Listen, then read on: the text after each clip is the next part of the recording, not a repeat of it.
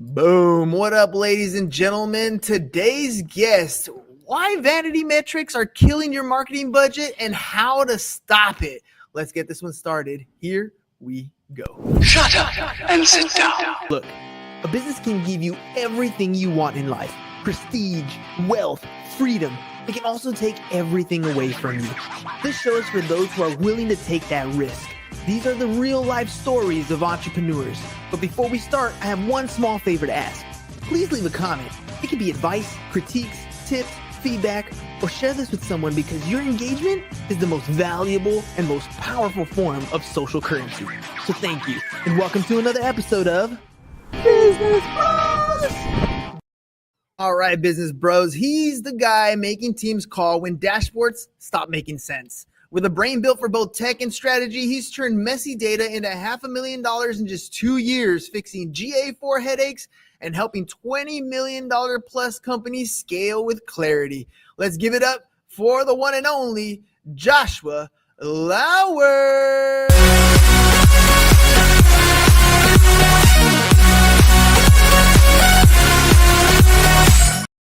Now the party can begin. Josh, where'd you go? There you are. Now the party can begin. Welcome to the show, Josh. Hey, thanks. All right. How's it going? It's a beautiful day in paradise. I can't complain. Let's get this thing started, man. So tell me a little bit about your background. I don't know very much about what it is that you do. I am not a super techie guy, but I do understand a little bit of marketing. How'd you get into this space? Yeah, well, it started with a guitar of all things. I originally went to college for guitar performance and wanted to be a songwriter. Spent most of my 20s in my parents' basement writing songs and working like very low wage gigs. And a buddy of mine went to school for computer science, got a job at IBM right out of school and bought a house right away. And I was like, dang, maybe I should look at some options. So I'm reading a Rolling Stone magazine one particular day, and they got an ad for Full Sail University, and there's an internet marketing program. And from my perspective, I was like, I learned how to play guitar, write songs, record, mix. The missing sort of ingredient is how to like market all that music. And then I was like, and I might be able to get a day job too, and get out of this basement. So I enrolled in the program, finished it, got a job. Started as an intern, but became a job right out of school at basically an agency that did a bunch of WordPress sites. So in like a 4-year period, I worked on like over 100 websites.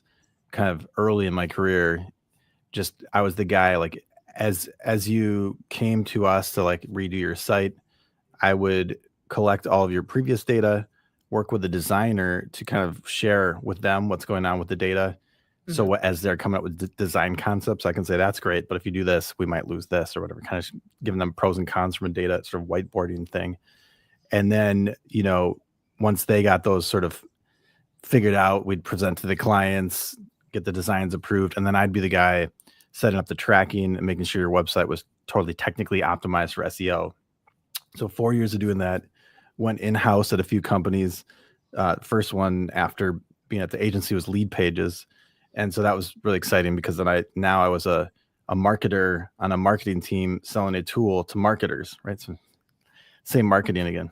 And so from there, bounced around to a few different places. Lead Pages had acquired a company called Drip around the same time that I got hired there.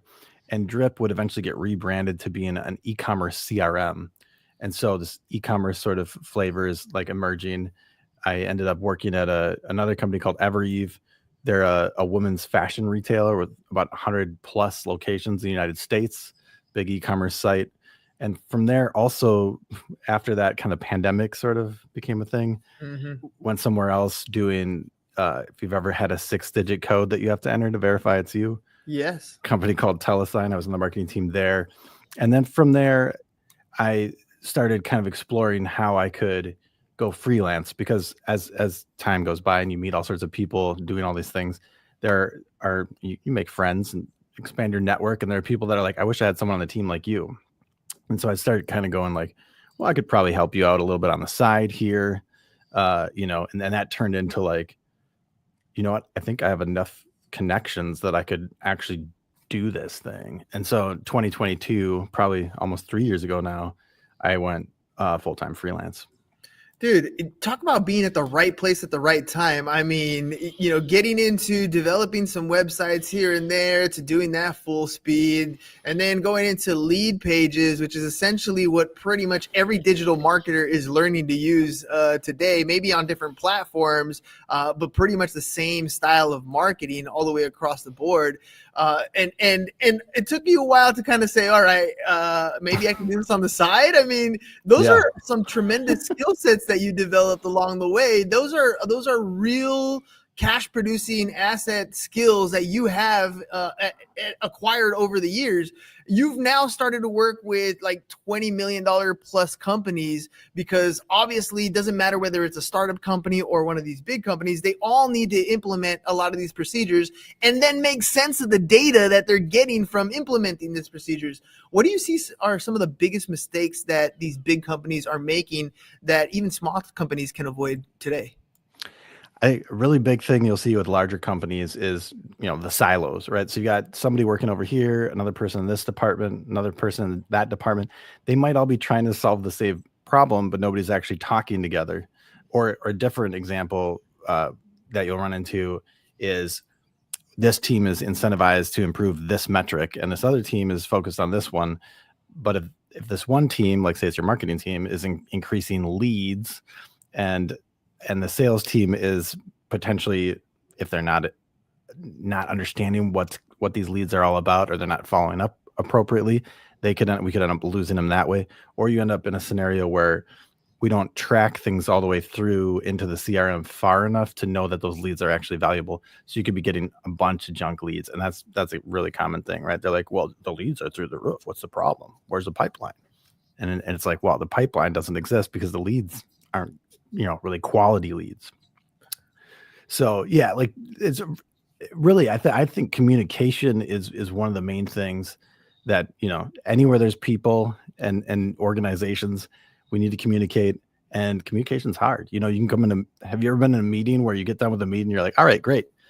And you feel like everyone's on the same page, but then like a week later, someone's like, I thought we were going to do this. Yeah. And no, we talked about that. We said we're going to do this instead. It's like, oh, that's not how I remember it. Right. So like those kinds of things are definitely some of the big places where you see people tripping kind of out of the gates. It's one of those situations where everybody heard the same words come out of the person's mouth, but they all understood a different aspect of it. And that's because what you were talking about. They're all siloed in different areas. So what they're interpreting the message to be might be a little bit different than what the person presenting is actually trying to do. And it's a leads issue is an issue that I think a lot of companies struggle with. Oftentimes it has to do with the lead follow-up when you're on a smaller company. Bigger companies, it's more along the lines of communication issues. What stuff did you have in place to kind of legitimize whether the lead is like a warm lead, a hot lead, versus maybe like a bot filling out a form trying to get your attention? Yeah, well, so one of the first things is like, we're all familiar with the form. We're going to submit it. And then you're like, okay, what now? Like if you're the person on the other end of that, right? I filled out the form, and there's a chance that someone calls you in 5 minutes. Those are like the sales teams that have this stuff together, right? But, smaller team needs to scale. So there's a tool that we came across at one point called Chili Piper. And this is really interesting because what we could do, we had on the form, as you submitted in the back end, we were using Chili Piper, which allows you to kind of expose the calendar, right? So you can, if you're qualified, we'll let you book directly with this person. So you can, instead of having to play like phone tag or email tag to nail down that meeting, by the time shortly after submitting the form, we can have it booked. So then we're tracking like they submitted the form, but then also did they book the meeting? So that gives us like 2 points, to track instead of just the form submission. But then from there, we also had a tool, and gosh, it's been a minute on this one. There was a tool, there's a variety of these tools that in the background do things where they like kind of do IP lookup type things, and they use their intelligence to kind of have an idea of who you are. And this is probably more useful in a B2B situation, right? Because like there's more likelihood in a B2C situation that we're going to get it wrong, or like the IP could be like your, dad or your mom on the internet, and it might not be you. And so with the scenario where we can kind of reverse kind of identify you as the form is basically being displayed to you, we have all these hidden inputs, like it looks like this person's from this company and it's probably worth this much, and all these other things. So then that gets fed into the CRM system as that form is getting submitted. So when the salesperson is going to get on the call, we've got like fully enriched data about this company and kind of the lead that they're about to speak to. So they're not just getting on the call cold. They're informed. They know the size of the business. They know what they're looking at.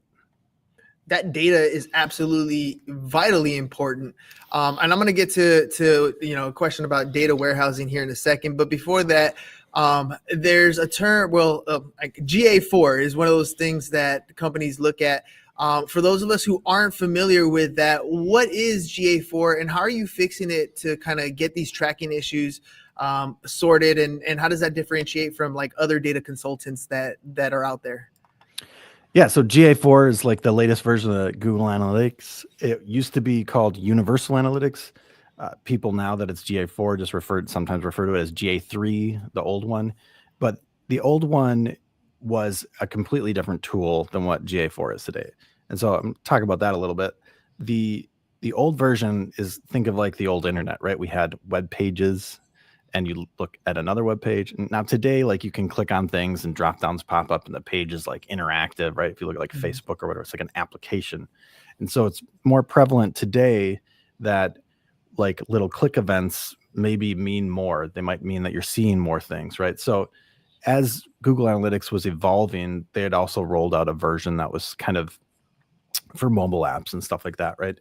And so it's kind of like this, one-stop shop for analytics. You could use Google Analytics for your website or your app, and they kind of like merged all of that into one thing that became GA4. And that's great, except that the web page stuff didn't quite work the same way as it did in Universal Analytics, as in there are certain kind of conventions, like, so this might be a little technical, but we have, when you view a page, fires a page view, we call that scope or that event like a hit level event. If you view 3 pages and then leave the site, those 3 pages are grouped together in a clump of data that we would call a session, basically, right? And you, the user, the cookie that gets dropped on your browser identifies you as a user. So we got like those 3 kinds of scopes, right? Hits, sessions, and users. And when we got to GA4, the scopes kind of shifted. Everything became an event, which meant that it wasn't like necessarily automatically a page view. But then also sessions kind of didn't exist in GA4 at first. So everything was users.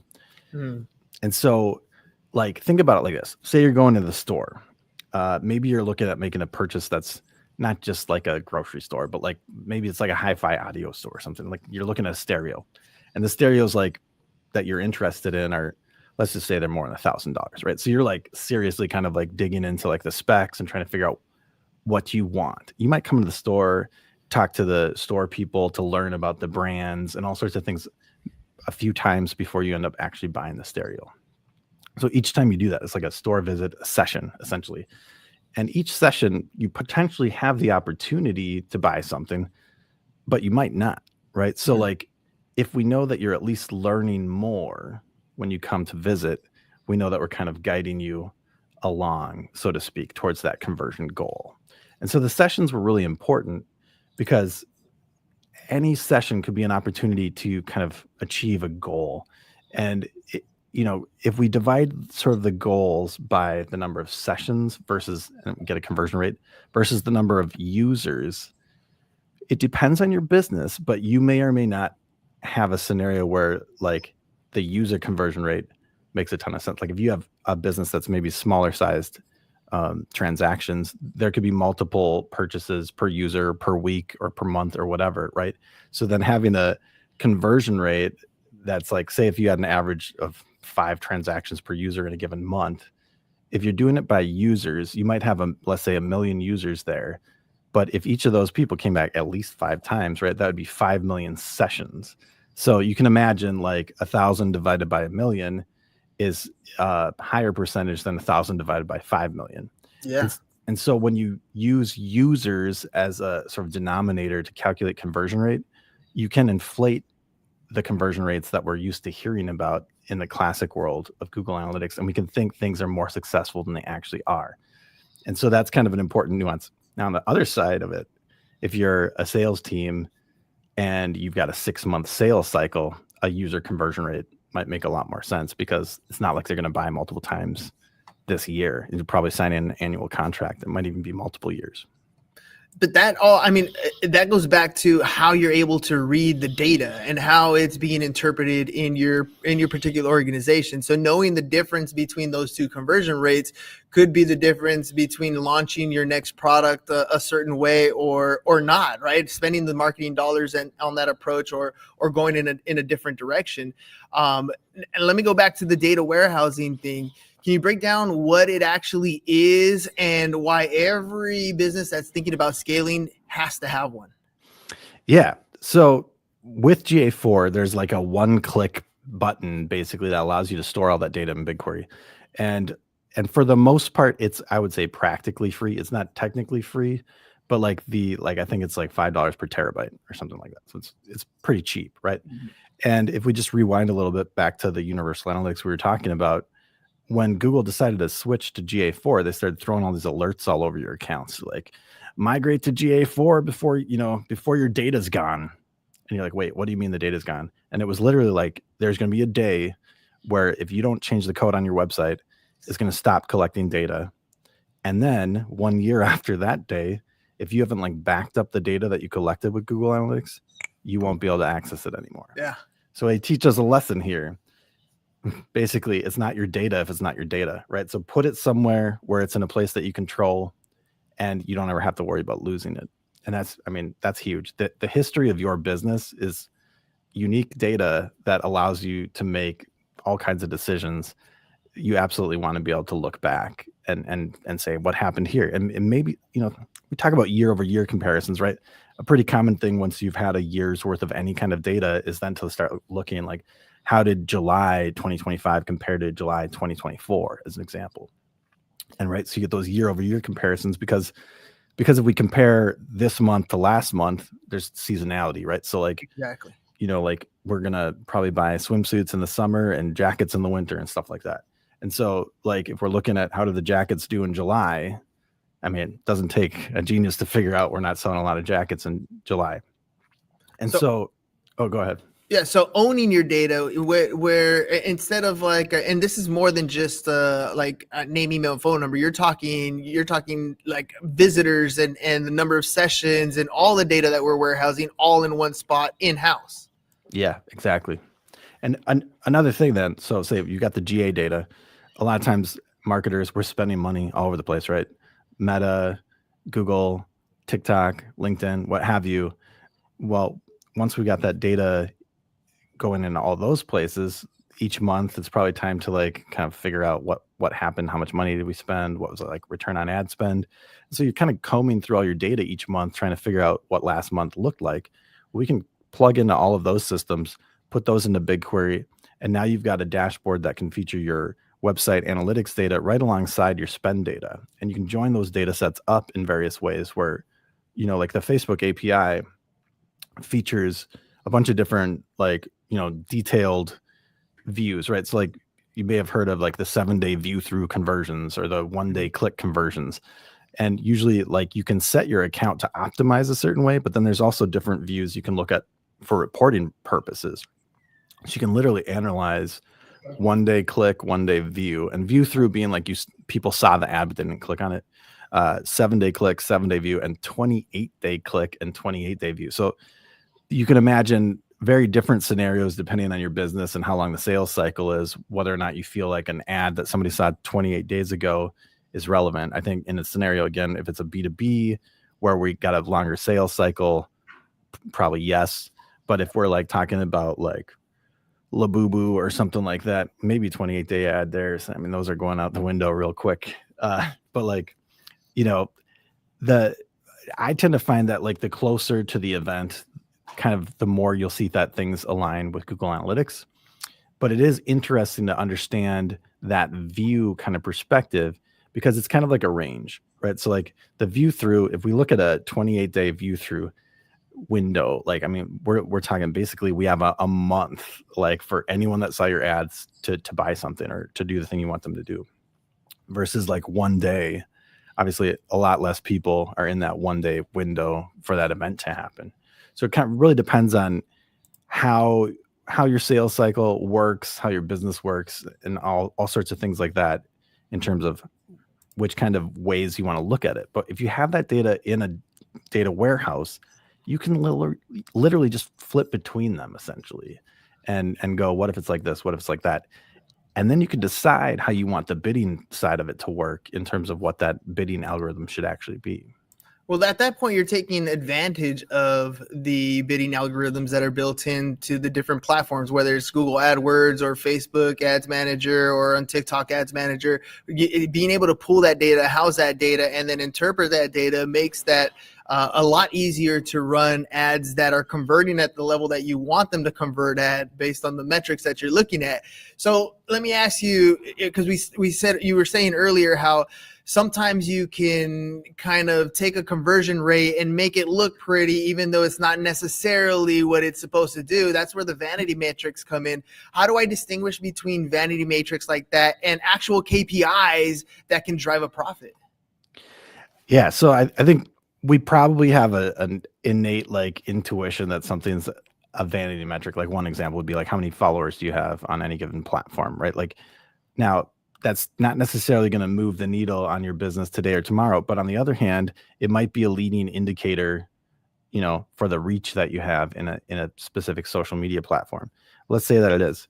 So you're kind of trying to get more and more followers, but then that social platform has like an algorithm shift. Mm-hmm. And if you're not paying attention to that and you still keep going with the followers thing, you might not be noticing like, oh, they're trying not to actually send people like off-site as much as they were. So like you need to focus more on the engagement side of it.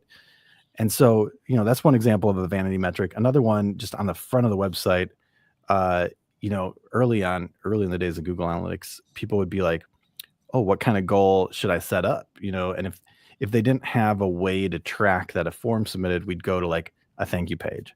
And sometimes a thank you page has useful information on it that you want to like sort of revisit. So there's a chance that somebody fills out the form, hits the thank you page, and then 2 days later they come back and like sort of refresh the tab, and all of a sudden it's like another, it's like a double counting goal problem, right? So like maybe not exactly a vanity metric there, but like different kind of problem. And so really the reason I'm talking about that is you want to dial in and focus on the exact specific event as close as you can get to that exact moment, right? So like with a form submission, we know the moment the form validates and it's going to submit, and we can actually track that exact moment instead of saying, let's wait until they make it to the thank you page. So, Josh, I mean, let's face it, sometimes we can get lost in the data. And then there's some people who just don't even want to talk data. Let me talk marketing, the fun stuff. But realistically, when you have the data that is in your own warehouse, you have it, you clean it up, it becomes actionable. What kind of ROI can a business realistically expect if they take the time to house their data and clean it up?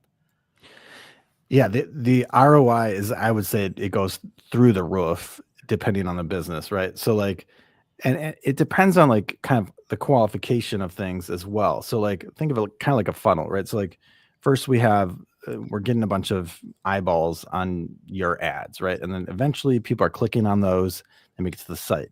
And then they're on the site, they might be doing various things that we could measure. And eventually, we're slowly kind of like guiding them down this funnel, right? But each step along the way is something that we can measure. And so we can say how many people went from here to there and here to there and here to there. And eventually you've got different, like basically rates at every single step of the way. Now, each of those rates are things that you're going to probably try to see if you can bump them up, right? And so if you start at the beginning, if you're just doing like, instead of like running ads to drive traffic to the site, maybe you're like, let's just drive impressions and like, see if we can get the CPM at a place where we can just like focus on exposure. Now doing that, you might see not a lot of clicks, but you might also see a lift on the direct traffic on your website. And so there's a variety of different sort of everything is sort of interchangeable. But if we use like just a basic example of just like conversion rates, and like I'm gonna like throw some math out there. So let's say we have 100,000 people come to your site in a given month, right?